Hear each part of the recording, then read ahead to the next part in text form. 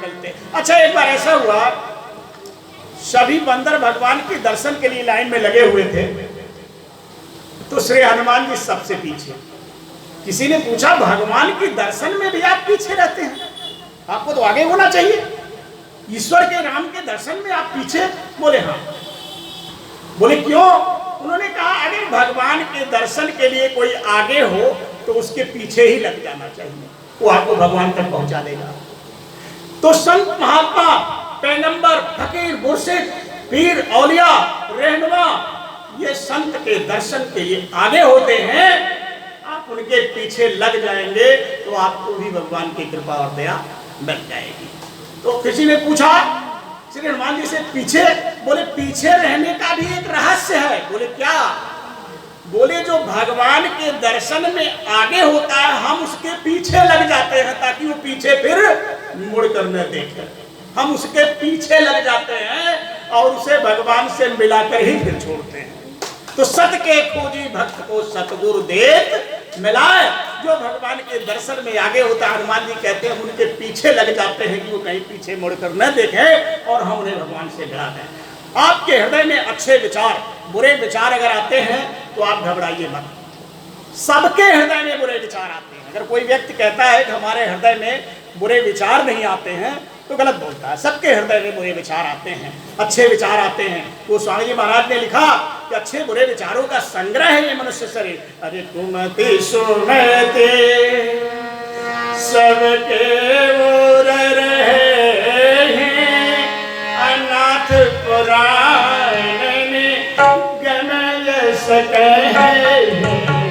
सुमति कुमति सुमति कुमति सब केवल राही, नाथ पुराण निगम यश कहे।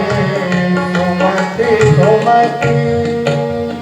श्रुत सम्मत बात है। परम पूज्य गोस्वामी जी महाराज ने लिखा कि सबके हृदय में अच्छे बुरे विचार आते रहते हैं, आप घबराइए मत।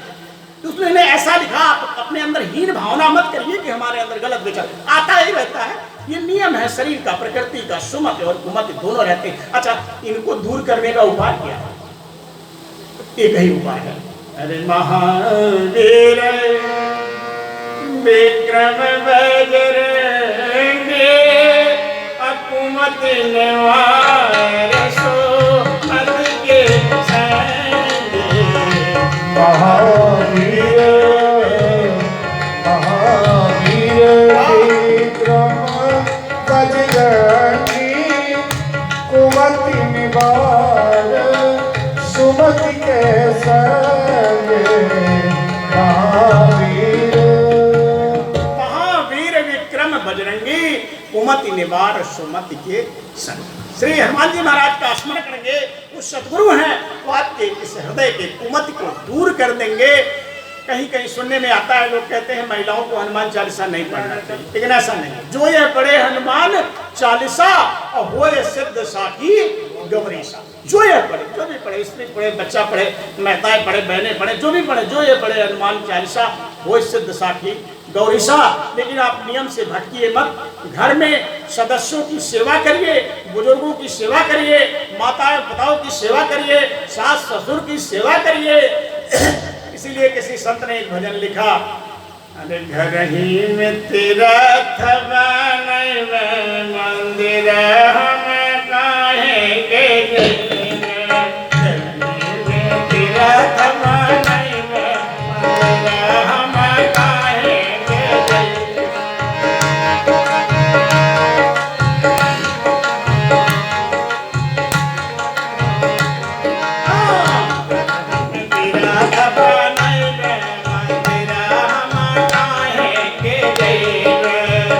घर ही में तीर्थ मनाई में, जय वो हम मंदिर में गई है।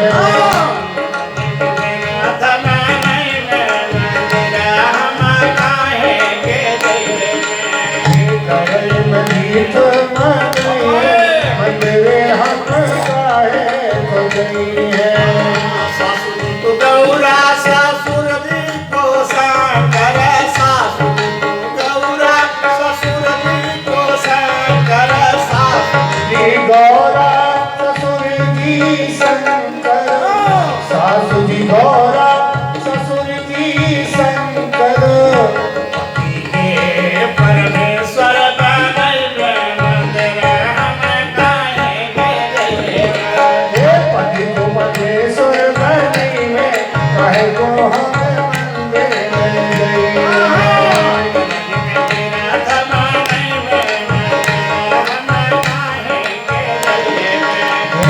करई में तीर्थ मनैवे मंदिरे हम गाए सजई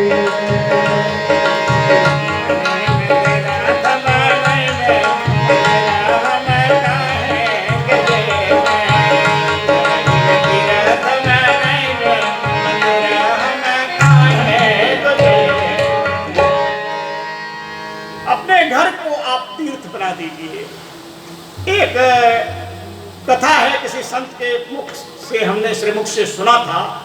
एक गृहस्थ थे, वो कहीं तीर्थों में धर्मों में नहीं जाते थे, गरीब थे, कहीं नहीं जाते, लेकिन गांव में कोई संत कोई महात्मा अगर आ जाता तो उनकी सेवा में लीन हो जाते। गांव में कोई महात्मा कोई संत कोई साधु कभी भी आते तो लोग पूछते कि भैया यहाँ कहाँ रुकना है, तो लोग उन्हीं का घर बताते कि भैया वो रामलाल एक किसान है, वो संतों की बड़ी सेवा करते हैं, एक कमरा उनके लिए बनवा रखा है, आप उनके घर चले जाइए, आपको भोजन भी मिलेगा, सेवा भी मिलेगा, और पूरे परिवार के साथ सेवा करते थे।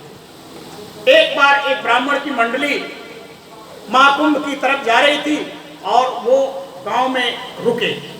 लोगों ने बताया कि आप रामलाल के यहाँ चले जाइए, गरीब आदमी है लेकिन श्रद्धा है और सबकी सेवा करते हैं, वहाँ आपका भोजन भजन सब मिलेगा, भोजन करिए, आप भजन भी वहाँ करिए।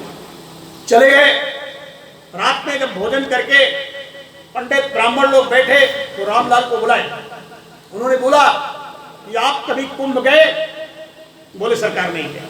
बोले कभी तीर्थों में गए? बोले कभी नहीं गए। बोले कभी मंदिरों में गए? बोले कभी नहीं गए। बोले कभी देशाटन तीर्थाटन गंगा जमुना और ये बद्रीनाथ केदारनाथ और ये गया जगन्नाथ? बोले हम तो कहीं नहीं गए।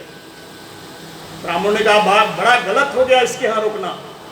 जो आदमी कभी तीर्थों में स्नान नहीं किया, कुंभ नहीं गया, गया नहीं गया, जगन्नाथ नहीं गया, वृंदावन नहीं गया, यहाँ वहाँ नहीं गया, उस आदमी के यहाँ भोजन करके हम लोगों ने बहुत गलत किया।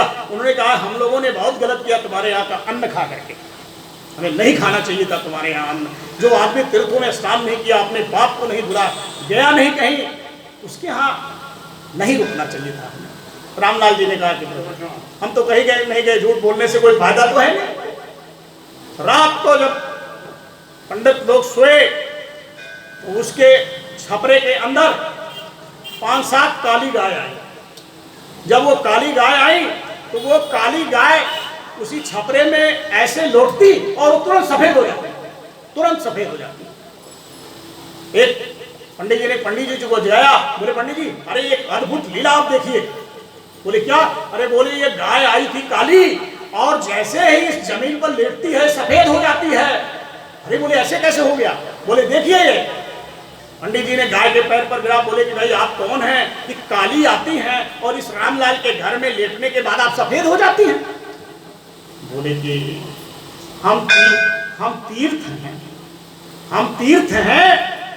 ये व्यक्ति सेवा करता है संतों की, महात्माओं की, अतिथियों की, अतिथि देवो भव, और हम लोगों का पाप धुलते हैं और हमारा पाप वह धुलता है जो लोगों की सेवा करता है, और हम उसके यहाँ जाकर अपने पाप को धुलते हैं। तुझे दिन हर चरित श्रुति गावहे और तीर्थ सकल तहाँ चल आवे। चरित श्रुति गावहे तीर्थ सकल तहाँ चल आवे।